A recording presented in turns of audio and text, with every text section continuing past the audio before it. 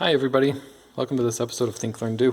For this episode I wanted to revisit my old remote control project. Originally I wanted to take and put maybe a resistor in here or some way to slow down the motors. But then I decided to just make my own Wi-Fi controller. So we're going to take this controller here. It's a Spark Fun motor controller. Has some Toshiba chip on there. We're going to hook it up to our Nodemcu microcontroller. We'll be able to send Wi-Fi signals in and control the motors using this system. So I've used this motor controller before. But let's go through the pins on it real fast. So this is basically just a printout of the back side of this. So it's actually mirrored on the paper, so it's going to be kind of hard to read. So I apologize, but we can still talk through it. So it's got several inputs. They're all on this side right here. This one right here, it says standby. It stands for standby. This is a pretty simple one. If the pin is high or it's getting voltage, then the whole motor controller is on. If it's low, then it's off. So we'll have to connect this to a pin on our Nodemcu and make sure that we can turn that on and off. And there's 4 pins that control the state or the direction of each motor. So 2 for one motor, 2 for the other. So AN2, AN1, BN2, BN1. So this one, these 2 pins right here, we can control the direction of the motor A by changing how we apply the voltage or ground to these 2 pins. So for our motor to go clockwise, and I have some documentation on SparkFun about this, we're going to apply voltage to AN2 and ground to AN1, and that'll get it to go clockwise. And then if we change that around, so we apply voltage to AN1 and ground to AN2, then we'll go counterclockwise. That's how we control motor 1 or motor A. And it's the same with these 2 B. They're just for motor B. There's some other states that we can do, but these are the ones that I'm worried about right now. Then the other 2 inputs that we care about, this is PWM B and PWM A. And so they've got the PWM on it, means that we can control the speed of each motor by using PWM, which is called pulse width modulation. Let's talk about that real fast. So with a digital pin, you can only have 2 states, right? So let's assume this is 5 volts and this is ground, or 0 volts. So it's either on with 5 volts or whatever voltage it's running at, or off with 0 volts. Those are the only 2 states that a digital pin can do. Now with pulse width modulation, we can control how fast it's turning on and off. Now the time that it's on, this wave here, is called the duty cycle. So if you have a duty cycle of 100%, i.e. it's always on, that's a duty cycle of 100%. It's always on. Every time slice is on. Whereas if you had another one, where for, say, this is 1 second of time, and here's our 5 volts again and 0 volts. For half of that time, it was high, half the time it's low. That's a duty cycle of 50%. Fairly simple. So by changing our duty cycle, we can control how fast each motor turns, or how fast it spins. So if we do 100% duty cycle on motor A, or this PWM A pin, we'll get 100% speed on motor A. Same with B. That's just a quick intro to PWM. SparkFun has another really good guide on that. That's all our control inputs. So direction for the two motors, whether it's on or off, and then how fast each motor is going. We've got some grounds, and then there's this VM, which is the voltage for the motor, and then this VCC, which is the voltage for our logic levels on these inputs. That allows us to run, so with our Nodemcu, we're actually going to be running this at 3.3 volts. Our logic's all going to be running at 3.3 volts, and the motor's going to be running at whatever this is, however much batteries this is going to have in there. Makes it a lot easier to work with. So then we have our outputs. So A01, A02, B01, B02. These are actually going to be outputs connecting to our two. This is our motor and the wheel. It's got the two wires connecting. We're just going to connect these up like this. And that's the same for A and B. And then the motor controller, to change the direction, like we learned last time, is if it changes the polarity, so if this is positive and this is negative, it's going to spin one direction, then it'll actually flip those. For it to go in the other direction, it flips those, and it'll go the other direction, whatever that is.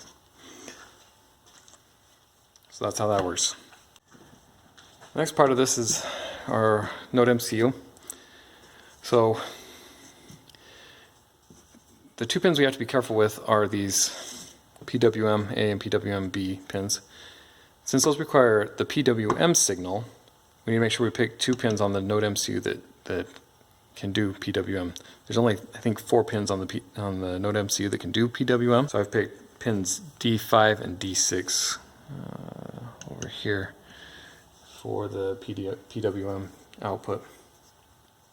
Then we just need to hook up these other pins to these inputs on here to some GPIO pins on here. And it doesn't matter as much because those won't be PWM control. It just needs to be able to turn on and off. That's most of the hardware. I mean, we have the vehicle, the motor controller, Nodemcu, have the battery power. That leaves us with the software side of things. What we're going to do is we're going to set the Nodemcu up to be a Wi-Fi access point. That means other Wi-Fi devices can connect to it. And then the idea being that I'll have my phone. It'll connect to the access point on this Nodemcu, and then it will send a packet every so often to the Nodemcu. And this packet's pretty simple. It's going to be 4 bytes. It's just made up of so byte 1, 2, 3, and 4. So byte 1 is going to just be either an F for forward or an R for reverse. And these 2 bytes will apply to motor 1. These are to motor 2. And so when the Nodemcu receives this packet, it's going to check this byte. If it's an F, it's forward, R is reverse. Then the second byte here is going to be 0 to 255. Basically, it's going to be 0 is no power, 255 is full power. And the same thing here is going to be forward, reverse, 0 to 255 for motor 2. It's a pretty simple protocol. Hopefully that'll work for us. Then the Android app I've written is fairly simple. It's just got control here, I think go left or right. I'm going to try and hook it up so that we pull the control to the left, turns the vehicle to the left, right to the right, so just a steering controller. Then we're going to have another one over here that can go up and down, so forward, reverse.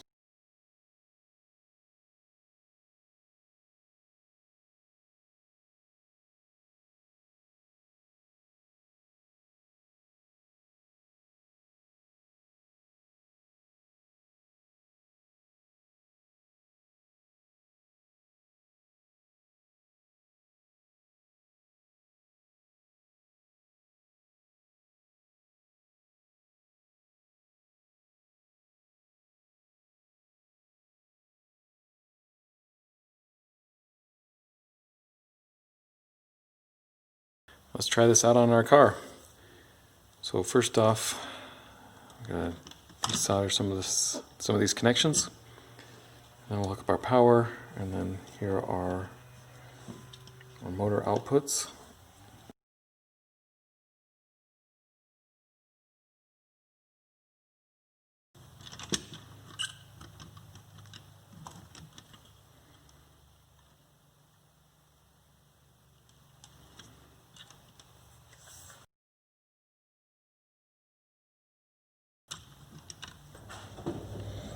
Here, we're ready to try this out. Okay, I've got it connected to my access point I set up for this Wi-Fi car, conveniently named Wi-Fi car AP. Let's go ahead and start up our Wi-Fi car app. Whoa! Hey, look at that! I'm hooked up to the wrong. I can do whichever direction I want. I got hooked up to the wrong motor. Let's go around real fast.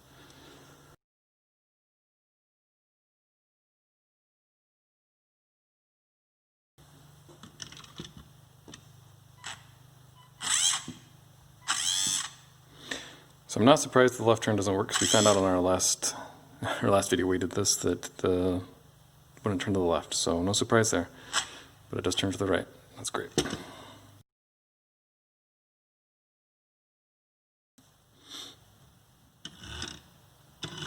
Hey! That's awesome. Let's go try this out and with our Nerf target shooting again. Ready? Pull!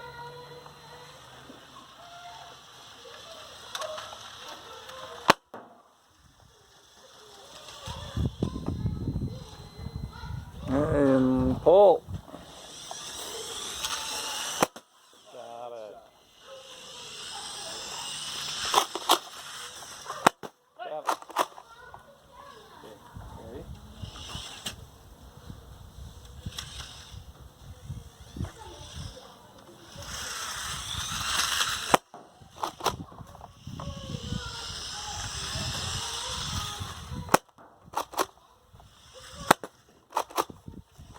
Up and out.